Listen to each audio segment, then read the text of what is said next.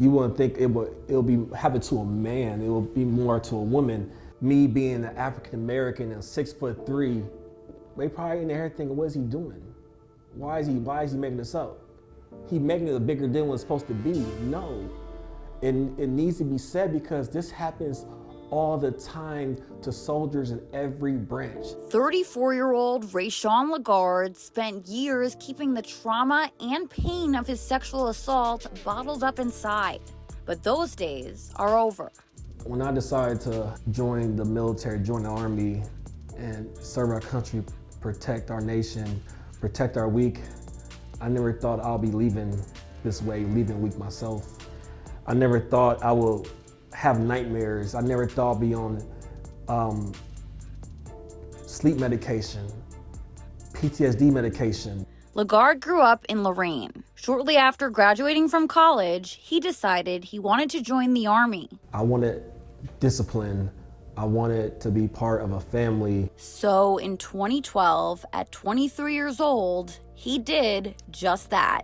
A few months later, he found himself stationed at the Schofield Barracks in Hawaii. We was taught to trust our first line leader for everything. So when we are hungry, when we are thirsty, when we run out of ammo, when we want to go to school, anything we want to do, we are groomed to trust our first line leader. But in September of 2013, everything changed. Lagarde said he and his platoon were headed to a training exercise at the gun range that day.